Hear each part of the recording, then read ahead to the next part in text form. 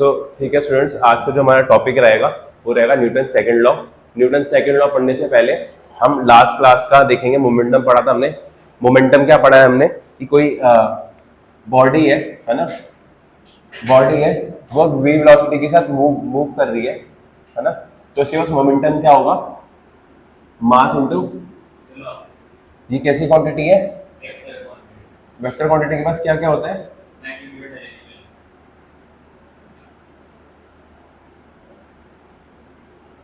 तो जैसे vector quantity बोलूंगा तो दो चीजें आ जाएंगी, एक होगा मैग्नीट्यूड, दूसरी चीज होगी इसका मैग्नीट्यूड। क्या होगा?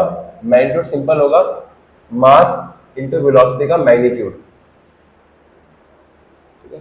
और डायरेक्शन क्या होगा? In the direction of velocity. ये हर वेक्टर के लिए पूछना है कि इसकी डायरेक्शन कैसे आएगी और उसका मैग्नीट्यूड क्या होगा। आया समझ? ठीक है।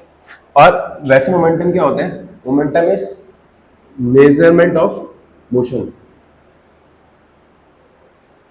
मोमेंटम क्या है कि किसने कितना मोशन ऑक्यूपाई कर रखा है, ठीक है। जैसे मैंने लास्ट क्लास में एग्जांपल दिया था, एक साइकिल है, वो 100 मीटर पर सेकंड से भाग रही है ना। वो एक डिस्ट्रिक्शन क्रॉस करेगी, किसी टकराएगी तो। पर अगर 10 मीटर पर सेकंड से चल रही है तो इतना, सॉरी 100 मान लो कोई साइकिल है 100 किलोमीटर पर आवर से चला रहा है, मान लो, ज्यूम कर लो कोई ऐसा साइकिल जो चला लेता है इतनी स्पीड से, तो वो उस टाइम डिस्ट्रिक्शन जो क्रॉस करेगी वो 10 किलोमीटर पर आवर से ज्यादा होगी, है ना। 10 किलोमीटर पर आवर में मान लो तुमसे कोई साइकिल स्लो स्पीड से टकरा रही है, कोई फास्ट स्पीड से टकरा रही है, कौन ज्यादा डिस्ट्रिक्शन क्रॉस करेगा? ज्यादा वाला, क्योंकि उसमें क्या है, मोशन ज्यादा है ना। और इसमें हम किस बेसिस पे मोशन को जज कर पा रहे हैं? वेलोसिटी के बेस पे। जिस केस में वेलोसिटी ज्यादा है उस हिसाब से हम बोल पा रहे हैं कि में डैमेज कौन ज्यादा कॉज होगी, जिसकी वेलोसिटी ज्यादा होगी। सिर्फ वेलोसिटी से हम नहीं बता सकते कि डैमेज ज्यादा होगा। एक और चीज होती है जो कि मास। मान लो सेकंड केस में 10 किलोमीटर पर आवर से सिर्फ ट्रक हिट कर जाए किसी को, तो उसकी स्पीड कम है पर मास इतना ज्यादा है कि वो भी बहुत तगड़ा सिग्निफिकेंट अमाउंट में डैमेज कॉज करेगा। आया समझ?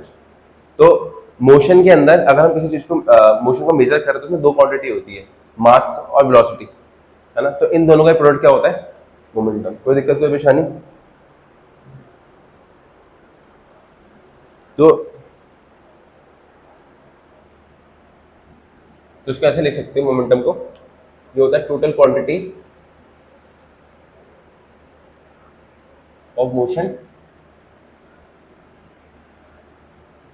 पोसेस्ड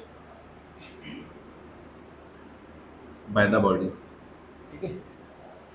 और इसका मैंने एग्जांपल भी दिया था कि असल में जो हाईवे पे लिखा हुआ होता है कि जो लाइट व्हीकल्स है उनके लिए स्पीड ज्यादा दे रखी होती है, हैवी व्हीकल्स की स्पीड कम दे रखी होती है। असल में वो कहीं ना कहीं इनडायरेक्टली मोशन को ही मेजर कर रहे होते हैं, है ना। कि अगर एक हैवी व्हीकल है वो स्लो स्पीड से चल रहा है और एक लाइट व्हीकल है वो फास्ट स्पीड से चल रहा है, तो दोनों सेम डिस्ट्रीब्यूशन कॉज कर सकते हैं, क्योंकि लाइट वेट वाले के पास स्पीड ज्यादा है और हैवी व्हीकल वाले के पास मास ज्यादा है। आया समझ? कोई दिक्कत, कोई परेशानी? ठीक है। अब आता है न्यूटन सेकंड लॉ। पहले ना एक मिसकंसेप्शन दूर कर देता हूँ न्यूटन सेकंड लॉ का। कौन कौन ये बोलता है जो न्यूटन सेकंड लॉ है? आधे बच्चे ना ये जानते हैं कि न्यूटन सेकंड लॉ जो है ना वो है force is mass into acceleration, है ना। अच्छा, फोर्स क्या है? फोर्स एक एक्सटर्नल एजेंट है जो कैपेबल है क्या काम करने के? मोशन को चेंज करने के। मोशन का चेंज करना है मतलब वेलोसिटी को चेंज करना। अब फोर्स कैसी क्वांटिटी है? एक वेक्टर क्वांटिटी। अगर कोई न्यूटन सेकंड लॉ बोले और बोलते force is mass into acceleration तो ये गलत है। It is not Newton second law. ये न्यूटन सेकंड लॉ नहीं है, ये न्यूटन सेकंड लॉ का स्पेशल केस है, ठीक है। अब न्यूटन सेकंड लॉ बोलता है क्या? न्यूटन सेकंड लॉ बोलते हैं कि force applied on a body, force, अच्छा फोर्स कैसी क्वांटिटी है पहले ये देख लेते हैं कि कैसी क्वांटिटी है। तो उसके बाद दोनों चीज होगी, magnitude and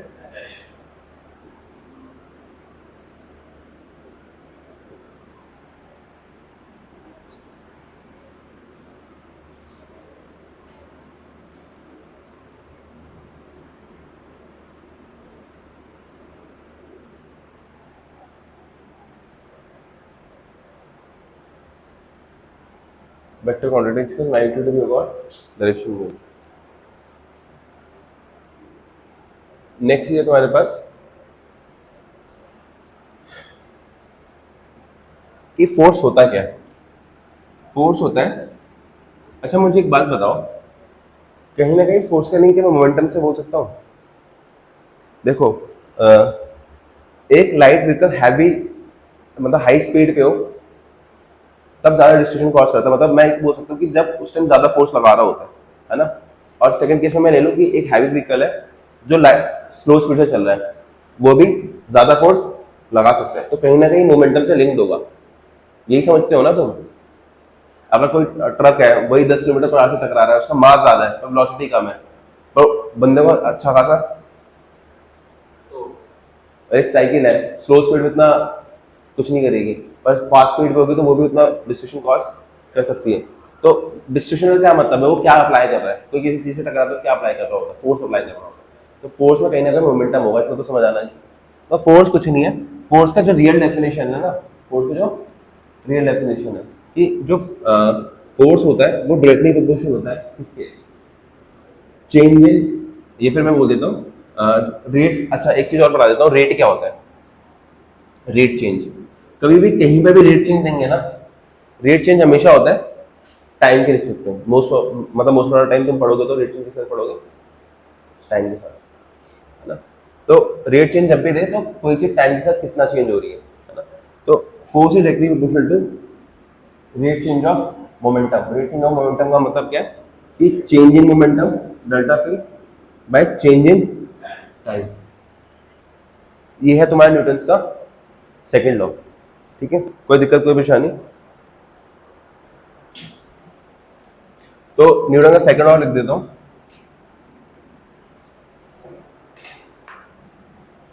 the rate of change of linear momentum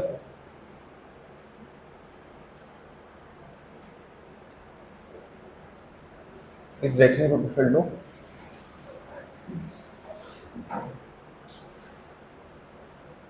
the external force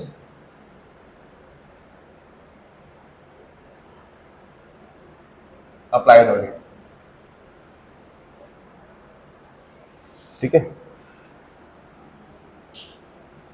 अच्छा ये तो मेन लाइन हो गई कि the rate of change of linear momentum is directly proportional to the external force applied on it. अच्छा force कैसी quantity है, force कैसी क्वांटिटी है, वेक्टर क्वांटिटी, तो इसकी डायरेक्शन किधर होगी। फोर्स की डायरेक्शन होती है जो चेंज इन मोमेंटम की डायरेक्शन होती है, जो चेंज इन मोमेंटम की डायरेक्शन होगी वही किसकी डायरेक्शन होगी, फोर्स की। अभी समझा दूंगा इस चीज को, है ना। या फिर मैं बोल सकता हूँ this change in momentum is in the direction of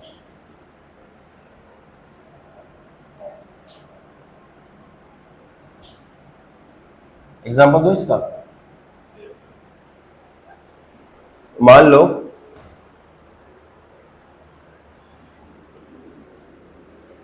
ये एक ब्लॉक है जो कि रेस्ट पे है, तो इसकी इनिशियल मोमेंटम कितना होगा, है ना। फिर आफ्टर सम टाइम टी, या फिर ये ले लो after 2 seconds,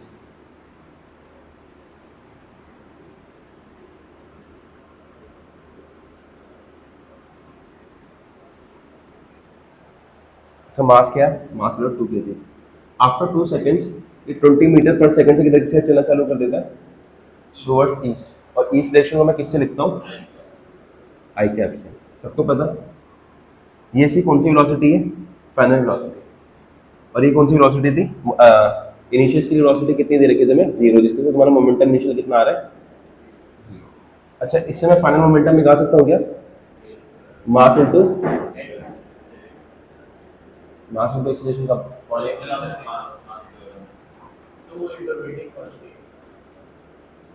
2 into 20 that is 40, वो भी यूनिट छोड़ देता हूँ, केजी मीटर पर सेकंड। अब लिख दो 40 ये तुम लिखना तो पूरा लिख सकते हो। तो इसकी डायरेक्शन क्या आ रही है 40 आई कैप। अगर मैं चेंजिंग मोमेंटम की डायरेक्शन निकालने की कोशिश करूँ तो कैसा आएगा, चेंजिंग मोमेंटम इज जैसा डेल्टा पी, जहाँ पर भी लिखा हो ना डेल्टा पी, इसका मतलब होता है चेंज। जहाँ पे भी डेल्टा लिखा हो इसका मतलब क्या होता है चेंज। ये तुम्हारी केमिस्ट्री वाला डेल्टा नहीं है जिसका मतलब हीट होता है। तो चेंजिंग मोमेंटम क्या होगा, P final minus P initial. P final क्या है तुम्हारा 40 आई कैप माइनस 0 के साथ कुछ नहीं को आई कैप लगा दो। तो चेंजिंग मोमेंटम का डायरेक्शन क्या है, चेंजिंग मोमेंटम का मैग्नीट्यूड 40 है, डायरेक्शन क्या है आई कैप। क्या इसको फोर्स अगर इधर की साइड मूव करा रहा है तो आई कैप की साइड नहीं लगी होगी। चेंज इन मोमेंटम का डायरेक्शन भी आई कैप की साइड है और फोर्स भी इधर की साइड लगा है आई कैप की साइड, तो फोर्स की डायरेक्शन वही होती है जो चेंज इन मोमेंटम की डायरेक्शन होती है। मोमेंटम के डायरेक्शन में नहीं होता ये, इधर की डायरेक्शन किसकी डायरेक्शन में होता है चेंज इन मोमेंटम के डायरेक्शन में। आया समझ। इस केस में अगर हम फोर्स निकालेंगे जो जाएगा डेल्टा का और डेल्टा टी और डेल्टा टी है तो ये फोर्स हमारे वेलोसिटी की इक्वल आ जाएगा। हाँ, अगर मैं फोर्स निकालने की कोशिश करूंगा तो कितना होगा, फोर्स होता है डेल्टा पी बाय डेल्टा, तो डेल्टा पी कितना है 40 और डेल्टा टी कितना है 2, तो कितना जाएगा तुम्हारा, अच्छा तो ये जाएगा तुम्हारा 20 न्यूटन आई कैप। फोर्स की भी डायरेक्शन वही आ रही है जो चेंजिंग मोमेंटम की आ रही है। बेटा वीडियो में सब मिल जाता है और नोट्स में भी सब कुछ ऑलरेडी है। आया समझ। अच्छा तुम्हें जैसे नहीं पता, मैं तुम्हें एक चीज और समझा देता हूँ। जब चेंज बड़ा होता है ना तो उसको डेल्टा लिखते हैं, बस चेंज जब बहुत छोटा होता है, बहुत छोटे चेंज से, मान लो तुम टाइम में जो चेंज लाया हो वो 2 सेकंड से 2.00001 सेकंड का लाए हो, तो तुम्हारा चेंज कितने का हुआ, बस 2 से तुम 2.00001 पे गए हो, तो चेंज होगा मुश्किल से final minus initial that is 0.00001। ये चेंज कैसा है, बहुत बहुत छोटा चेंज है, और 2 से 4 जा रहे हो तो ये चेंज बड़ा है। कितने का चेंज आ गया 2 का, पर पहले वाले में चेंज कितना है ऑलमोस्ट टेंडिंग, ऑलमोस्ट कितना है वो 0 के बराबर है। चेंज इतना कम है कि 0 को ही टेंड कर रहा है। जब चेंज बहुत छोटा होता है ना तो उसको हम क्या लिख सकते हैं, ये क्या है फॉर लार्ज चेंज, और एक होता है डीपी, इसको डिफरेंशिएशन बोला जाता है, पर इसका मतलब भी एक ही होता है। ये किसे लिखा जाता है फॉर स्मॉल चेंज, और कितना स्मॉल, तो डीपी ऑलमोस्ट टेंडिंग टू 0 होता है, इतना छोटा होता है ये। डीपी डी डी कुछ भी लिखाओ, ये बहुत छोटे चेंज होते हैं। आया समझ। इसका मतलब टेंडिंग है। तो फोर्स इज नथिंग बट, अच्छा ये हट करके प्रोपोर्शनलिटी कांस्टेंट आता है ना, पर कैलकुलेशन में चलता है जो के की वैल्यू होती है ना वो क्या होती है, तो फोर्स किसके इक्वल आ जाता है, डेल्टा पी लिख लो या डीपी बाय डीटी लिख लो, बोथ आर सेम थिंग। एक बस लार्ज चेंज के लिए होता है, एक स्मॉल चेंज के लिए होता है, बात एक ही है, मतलब एक ही है कि चेंज है। अच्छा रेट चेंज क्यों बोला इसको, ऊपर क्या चेंज इन मोमेंटम और किसके रिस्पेक्ट में चेंज हो रहा है, तो इसको क्या बोलते हैं rate of change of linear momentum. Rate तब लगता है जब टाइम के रिस्पेक्ट में कोई चीज चेंज हो रही होती है, ठीक है। तो अगर मैं बोलूं कि acceleration is rate change of velocity, सही बोल रहा हूँ मैं, आ जाओ भाई, मैसेज नहीं दिखे तुम लोगों को, सर आपने लिंक्स भेज दिए ताकि और तुम्हारे दोनों मित्र कहाँ गए, वो नहीं आ रहा है मेरे सिस्टम से निकाल के ये क्या हुआ, बहुत दूर है।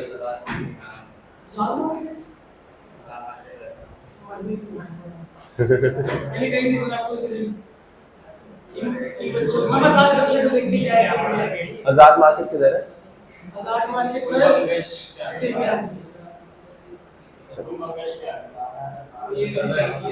हाँ चलो चलो कोई नहीं। आजाद मार्केट में वैसे भी ज्यादा ट्यूशन है नहीं, हम भी बात भी चली थी तो कोई बात नहीं, क्या कर एक ही बार जाते हैं छाल में तो आया समझ, मैंने ये पढ़ा दिया है ना। तो के क्या होता है DP by DT, sorry force क्या होता है डीपी बाय dt। अच्छा, अगर मैं बोलूँ acceleration is rate change of velocity, क्या मैं सही बोल रहा हूँ? क्योंकि एक्सेलेरेशन होता है क्या, changing velocity with respect to time. कभी भी कोई चीज टाइम के रिस्पेक्ट में चेंज हो रही है तो उसको हम उसके साथ क्या लगाते हैं, रेट चेंज। मान लो वेलोसिटी टाइम के साथ चेंज हो रहा है तो हम लिख सकते हैं रेट चेंज ऑफ वेलोसिटी, और rate change of velocity is nothing but acceleration. Acceleration. ऐसे ही फोर्स जो है, फोर्स क्या है, रेट चेंज ऑफ मोमेंटम। क्या है, मोमेंटम। और मोमेंटम क्या बताया मैंने, मोमेंटम है quantity of motion processed bye a body. अब किसी का मोशन जो है वो मैं कैसे मेजर कर सकता हूँ, उसका मास क्या है या उसकी वेलोसिटी क्या है। तो सही टर्म होता है कि मास इंटू वेलोसिटी का जो प्रोडक्ट होता है वो मेजरमेंट ऑफ मोशन है, जिसको हम क्या बोलते हैं, मोमेंटम। आया समझ? ये सब बता दिया था मैंने। उसके बाद न्यूटन सेकंड लॉ बता दिया। Newton second law is not mass into, ये न्यूटन सेकंड लॉ नहीं है, पर 99% केस में तुम अपने 11th में भी यही यूज करोगे, but it is not Newton second law, it is a special case of Newton second law. ठीक है, न्यूटन सेकंड लॉ इज कि force applied on a body is directly proportional to the rate change of momentum. और force कैसी quantity है, vector quantity. तो vector quantity के पास क्या होता है, मैग्नीट्यूड प्लस डायरेक्शन।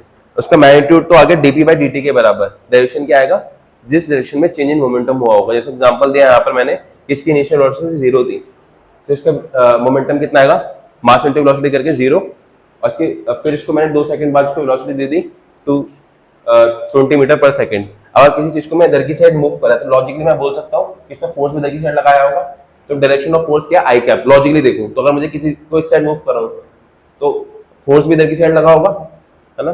तो इसकी वेलोसिटी 0 से कितनी हो गई, 20। तो फाइनल वेलोसिटी कितनी हुई, mass into velocity that is 2 into 20 40। Change in momentum कैसे निकाला मैंने, डेल्टा पी। ठीक है, delta P is P final minus P initial.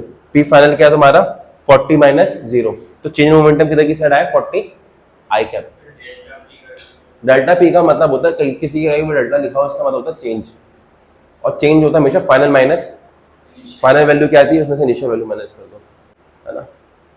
ऐसे क्लास में लेट आओगे तो कुछ भी समझ नहीं आएगा। हाँ, आप बोलो। नहीं, तो डिफरेंशिएशन ऑफ कांस्टेंट इज 0। ये डिफरेंशिएशन नहीं है के का, के तो प्रोपोर्शनलिटी कांस्टेंट है बेटा, ये एक्सपेरिमेंट से पता चलता है।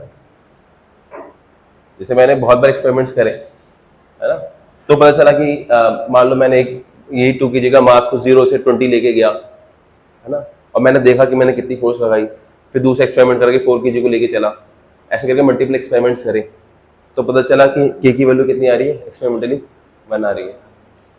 ठीक है, रब कर दूं सारा। तो आगे से कोई बोले Newton second law is mass into acceleration, तो ये करेक्ट नहीं है। अच्छा, और एक और चीज बता दी थी मैंने कि delta P by delta T, इसी चीज को मैं कैसे ले सकता हूँ, D P by D T. फर्क क्या है, जो डेल्टा पी होता है वो बड़े चेंजेस के लिए यूज होता है। 2 से 4 जा रहे हो, मतलब 2 सेकंड से 4 सेकंड का चेंज आया टाइम में, तो ये बड़ा चेंज है, 2 सेकंड का चेंज आ गया। पर 2 से 2.0000001 सेकंड पे गए तो ये बहुत छोटा चेंज है। 2 से 2.0001 सेकंड पे गए तो कैसा चेंज है। तो मैंने बताया क्या, फोर्स जो होता है वो किसके इक्वल होता है, चेंज इन मोमेंटम, है ना, that is delta P by delta T भी लिख सकते हो, या फिर तुम उसको डीपी बाय डीटी भी लिख सकते हो। Both are correct. डी है, डी फॉर डॉग।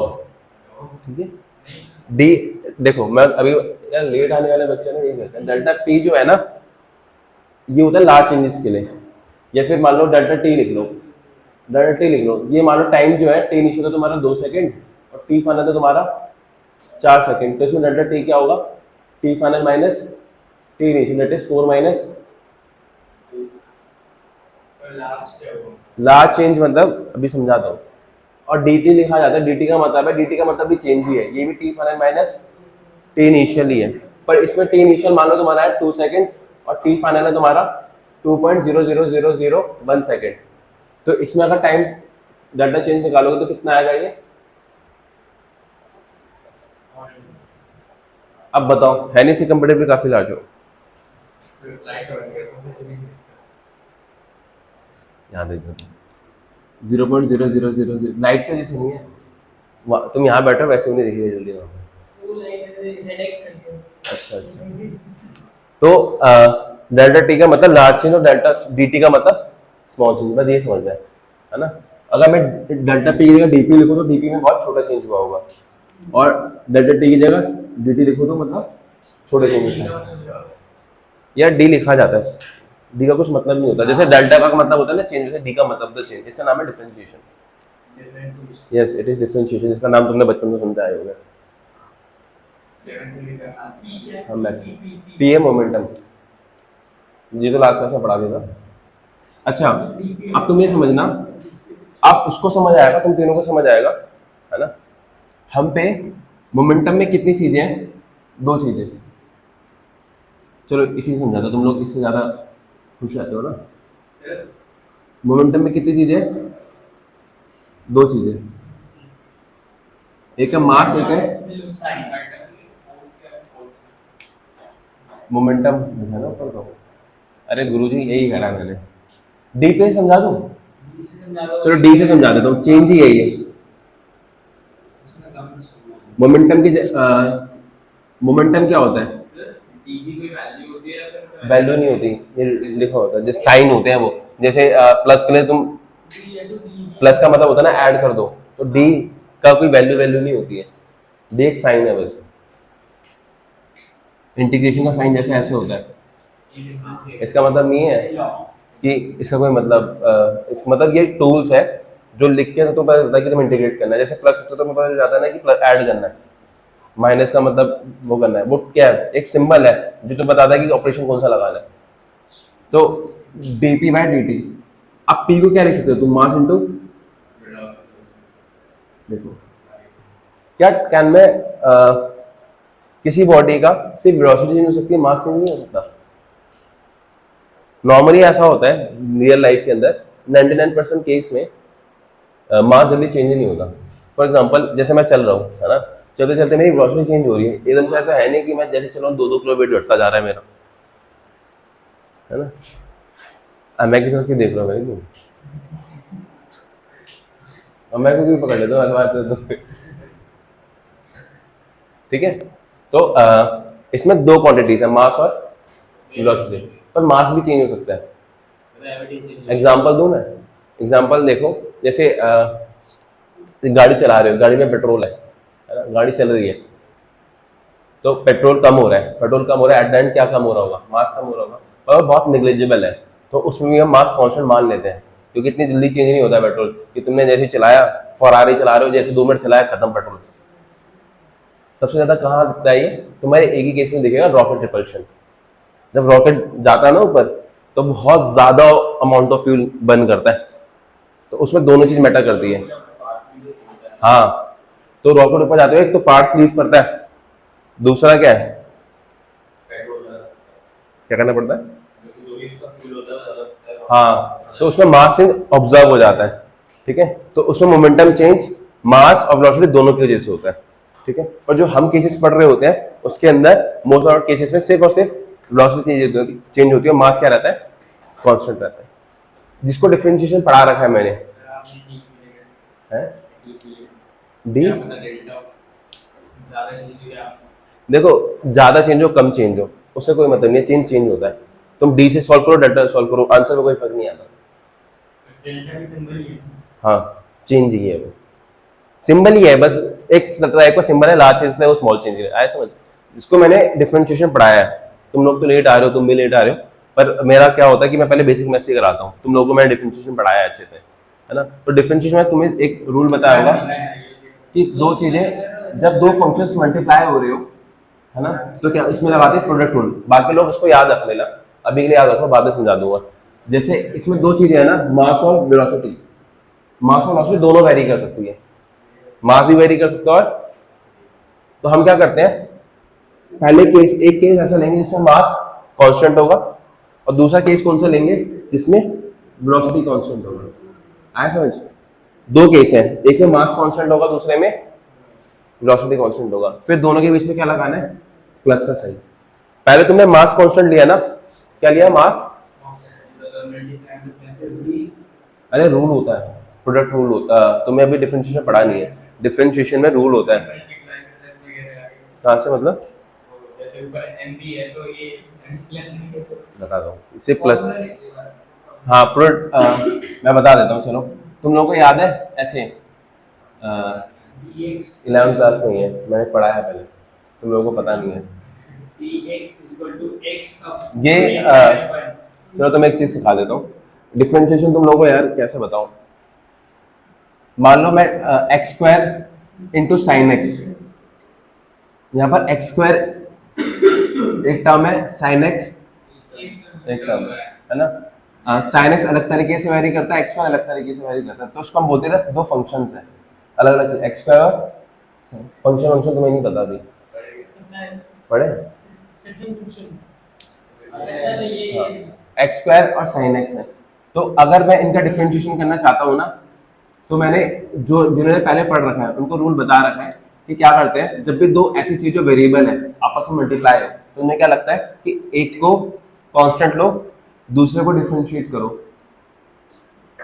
प्लस दूसरे को कांस्टेंट लो और पहले को डिफरेंशिएट करो, ये रूल होता है। तुम यहाँ पर ध्यान दे लो, तुम पे दो चीजें जो वेरी कर सकती है, मास और वेलोसिटी। तो रूल ये है कि पहले मास को कांस्टेंट देना है और वेलोसिटी को डिफरेंशिएट करना है। डिफरेंशिएट मतलब change in velocity by change in time. Second case में डिफरेंशिएशन को कॉमन ही ले लेते हैं, d को कॉमन ले लेते हैं, दोनों में कहा है भैया देखो, अरे इसको लीनियर इक्वेशन मत समझो भाई। अरे जो भी ऐसे d को कॉमन ले लेते हैं फिर ऐसे जैसे अबे d यार, हाँ देखो देखो ये देखो, कुछ बच्चे ना महारथी ऐसे करते हैं कि यहाँ से d कॉमन ले लिया, एक्स स्क्वायर यहाँ बच गया sine x plus sine x, ये हो गया एक्स स्क्वायर, है ना।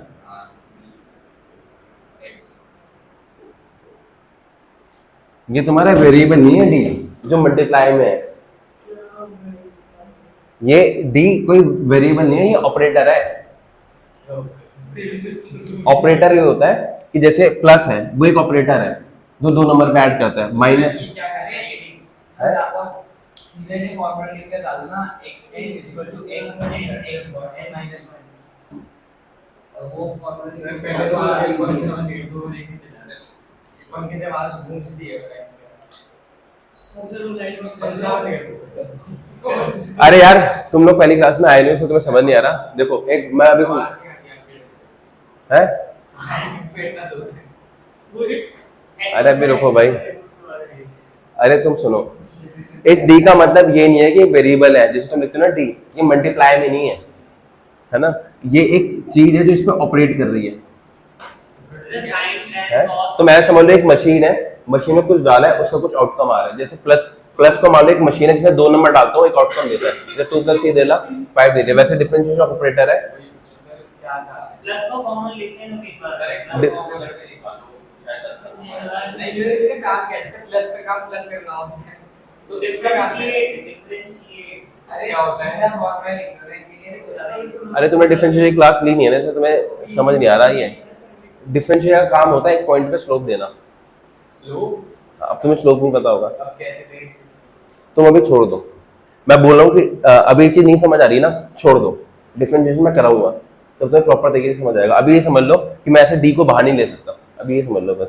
और ये इस चीज को ध्यान मत लगाओ, तुम भी ध्यान मत लगाओ। डिफरेंशिएशन मैंने तुम लोगों को कराया है, इन तीनों को करा रखा है, मैं पहले करा था, बस तुम लोग लेट हो गए।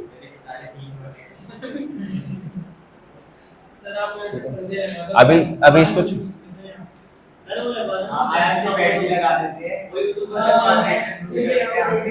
हाँ, आप बस ये समझो कि तुम्हें बस ये समझो यहाँ पर कि ना mass into velocity into dt है, ठीक है। तुम्हें कुछ नहीं करना, पहले मास को कांस्टेंट लिखना है, फिर change in velocity by change in time लिखना है, फिर दूसरे में वेलोसिटी कांस्टेंट लिखना है और change in momentum bye change in mass by change in time लिखना है। ये चीज है क्या, वेलोसिटी के लेफ्ट साइड लिख सकते हो यार, ठीक है। खाली चीज लग रही है तो ये चीज क्या हो जाती है, m dv by dt plus v dm bye.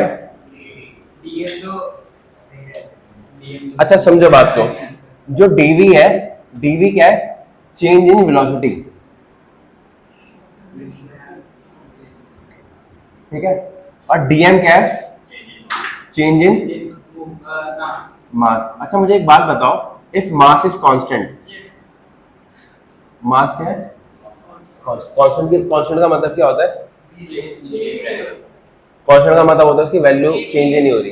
अगर वैल्यू चेंज ही नहीं हो रही तो पहले भी 2 था बाद में भी 2 है, तो चेंज कितना आएगा उसमें? तो चेंज क्या हो जाएगा? डीएम क्या हो जाएगा जब मास कांस्टेंट हो?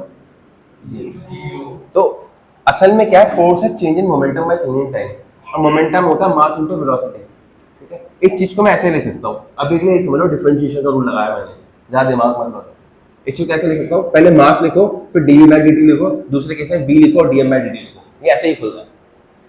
अभी ऐसे ध्यान लगाओ, कैसे? पहले मास लिखना है, फिर डीवी बाई डी टी लिखना है, फिर वी लिखना है, और फिर मास 0 होगा तो यार किसमें वेलोसिटी दोगे? मास 0 का मतलब ऑब्जेक्ट ही नहीं है। अरे भैया तुम लोग समझ लो भाई, कांस्टेंट का मतलब ये नहीं होता कि वैल्यू 0 है, कांस्टेंट का मतलब होता है कि चेंज नहीं हो रहा है। आया समझ? कैसे कैसे बच्चे आ जाते हैं अरे कांस्टेंट का मतलब चेंज नहीं हो रहा है, ठीक है। m dv बाई dt, समझ आया? क्या करना है, बस एक बार m को कांस्टेंट लेना है, फिर dv बाई dt लिखना है, दूसरी बार में v को कांस्टेंट लेना है और dm बाई dt लिखना है। अच्छा मुझे एक बात बताओ, ये तुम्हारा रियल लॉ है जिसमें तुम्हारा वेलोसिटी भी चेंज हो सकता है, मास भी चेंज हो सकता है ना?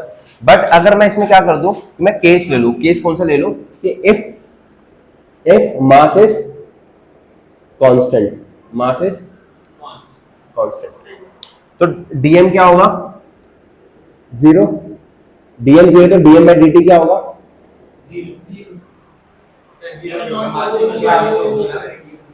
बेटा मास कांस्टेंट है। हाँ तो फिर वो क्यों नहीं लिख रहे? भाई अगर कोई चीज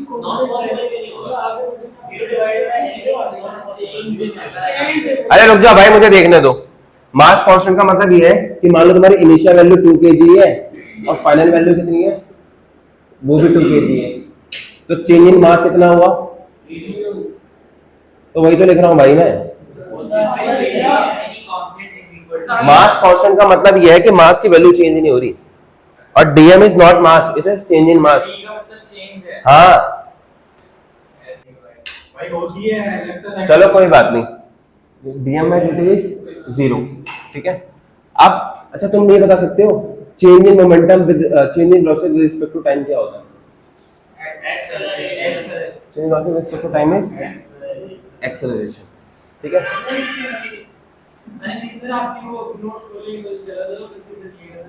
dv by dt is acceleration, तो यहाँ पर फोर्स किसके बराबर आ जाएगा? Force is mass change in velocity is plus velocity multiply by, तो फोर्स किसके बराबर आ गया? मास इनटू, अरे यहीं पर तो था यार, ये था ना m d। हाँ फोर्स इज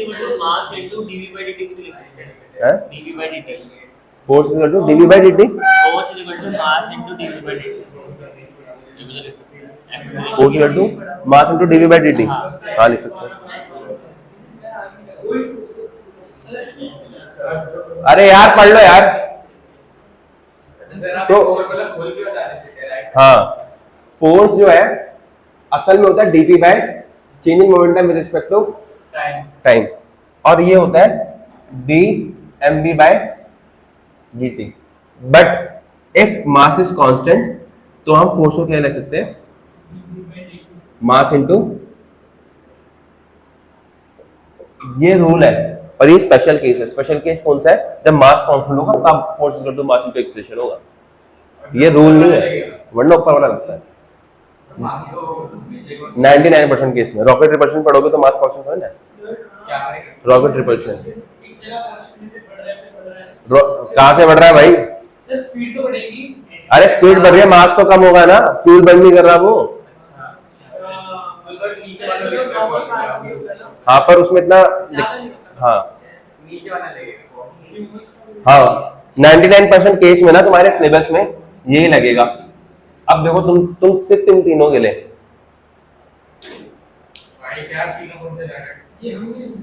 सिर्फ तुम तीनों के लिए, तुम तीनों को मैंने ये बताया था कि if mass is constant, if mass is कोई चीज कांस्टेंट है, जैसे 2x है, अगर वो कांस्टेंट है, 2 क्या है कांस्टेंट, तो डिफरेंशिएशन की क्या आ जाती है बाहर, ना गधेड़े।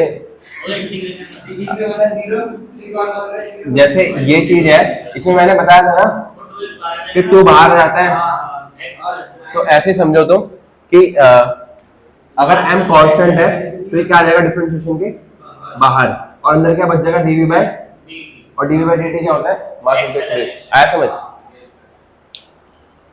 तो force is mass into acceleration और m dv बाय, ये कब है, ये फॉर्मूला कब एप्लीकेबल है, जब मास का हो कांस्टेंट, और 99% केस में ऐसा होगा, है ना। तो आज मैं बोलूं कि जो न्यूटन सेकंड लॉ है, it is mass into acceleration, true और false? False. Newton second law is force is rate change of momentum, force is equal to mass into acceleration is when mass is constant. ये always true है, और वो 99% case में true है जब mass constant हो। कोई भी चीज हो, कोई भी केस हो, उसमें ये चीज तो लगेगी, पर हर केस में वो नहीं लगता। अगर मास कांस्टेंट है तभी वो लगा सकते हो। ऐसा समझ कि फोर्स इज रियलिटी में चेंज इन मोमेंटम बाय, ये होता है, ये ऑलवेज ट्रू है। इसको मैं m dv by dt plus v dm by dt लिख सकता हूं। और अगर मास कांस्टेंट है, सर आपने भी बताया वो हाँ नोट्स में है, dm बाय dt क्या होता है मास कांस्टेंट तो 0, तो ये स्पेशल केस बनता है mass into dv by dt which is equal to mass into acceleration. इसमें मैंने एक चीज को कांस्टेंट लिया है, तब जाके ऐसा बना है, ठीक है।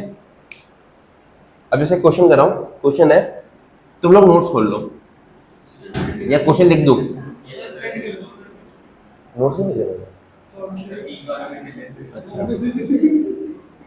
हाँ भाई, तुम दोनों की कब आ रही है? सर आज फीस देने आ सकते हैं। हाँ आ जाओ, अभी आ जाओ भाई। आज सर बुराई ना करना हो, मेरे को बता रही कि गोपाल सर को भेज देंगे। गोपाल सर ने बोला मैं यहाँ बच्चे को स्ट्रिक्ट रखूंगा। पापा ने बोला कि सर की शिकायत करी, वहां से इसको गोपाल सर को भेज देंगे। सर भेज दो तो मेरा आएगी, एक बार बात करना बाद में। अब ball of mass 0.2 kg moves with a velocity of 20 meter per second and it stops in 0.1 second. Then the force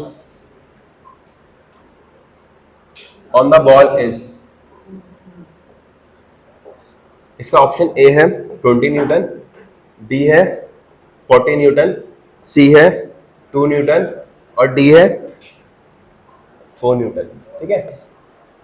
अब देखो ये किसका केस है, बॉल जिसका मास देना 0.2 kg, बॉल का मास जल्दी चेंज नहीं होगा, है ना। तो बॉल का मास क्या है, कांस्टेंट। अगर बॉल का मास कांस्टेंट है तो मैं कौन सा फॉर्मूला लगाऊंगा, मास इनटू एक्सेलरेशन। अब mass into acceleration is nothing but mass into change in velocity by change in, और ये क्या होता है m v final minus v initial by t final minus, ठीक है। इसने क्या बोला, बॉल का मास, बॉल मास जो है इसका 0.2 kg है, मतलब m की वैल्यू कितनी दे रखी है 0.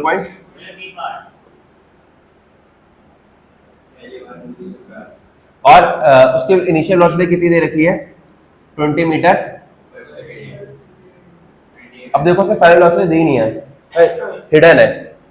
एंड इट स्टॉप्स, स्टॉप्स का मतलब क्या, फाइनल वेलोसिटी क्या होगी इसकी, अगर रुक जाता है तो फाइनल वेलोसिटी कितनी होगी इसकी 0। अच्छा, अब कितने सेकंड में रुक जाता है 0.1 सेकंड में, मतलब ये किसकी वैल्यू है, चेंज इन टाइम की। कोई भी स्टार्ट हुई 0 पे और 0.1 सेकंड में रुक गई, तो चेंज इन टाइम की वैल्यू कितनी है। अब तो मैंने कर दिया, अब क्या करोगे, तो फोर्स क्या आएगा, मास की वैल्यू तुम्हें गिवन है, यह फॉर्मूला लगा दूं यहाँ पर तो। अच्छा चलो यहाँ पर लगा ही लो यार, चेंज इन वेलोसिटी निकाल लो पहले, change in velocity by change in time. Change in velocity क्या होगा, v फाइनल बाय ये 0.1, v फाइनल क्या है तुम्हारा 0 और v इनिशियल कितना तुम्हारा 20 कितना देगा ये 200 ठीक है। और अरे माइनस 200 ले लो यार तुम, कोई बात नहीं। ये किसकी वैल्यू आ गई एक्सेलरेशन की, क्योंकि मास कांस्टेंट है तो फोर्स को क्या लिख दूंगा सिंपल मास इनटू एक्सेलरेशन। मास कितना दे रखा है तुम्हें 0.2 और इसकी वैल्यू कितनी आई है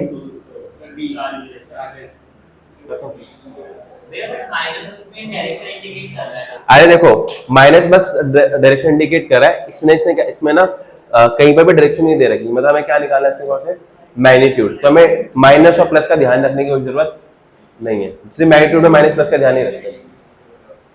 कुछ बोलना चाहते हो? अच्छा डी है वो ट्रायंगल लग रहा है वो, ये नहीं नीचे हाँ ये ट्रायंगल। अरे ट्रायंगल ही है तो फिर ये ऐसे ऐसे क्यों ना हुआ है? अरे यार वो डेल्टा है ना, वो डेल्टा का कम्युनिटी है करके। कर रहा है उसमें 12 महीने का पड़ेगा, ऐसा होता है। तो अभी से जो हम आएंगे तो जनवरी आप तक जो है पूरे 12 महीने का ही फीस मार्च लेंगे। 12 हाँ जी आप 12 महीने का ही लेंगे। हाँ जी। अगर आप 12 महीने का नहीं देना चाहते 2 महीने का मतलब स्किप करना चाहते हैं तो उस केस में ऐसा होता है कि कोई बच्चा बोले कि हमने ऑलरेडी पढ़ रखा है तो हम इनमें फिर वो चैप्टर्स बच्चों को नहीं कराते। अगर बच्चा बोले कि हमें आता है तो हम उस महीने की फीस डिडक्ट कर देते हैं, ठीक है आप इस महीने का पे नहीं कीजिए, क्योंकि ये फीस उसी वजह से है कि जो आप नहीं आए वो ट्यूशन कराने का एफर्ट्स लग रहे हैं अलग से। अगर आपने कर रखा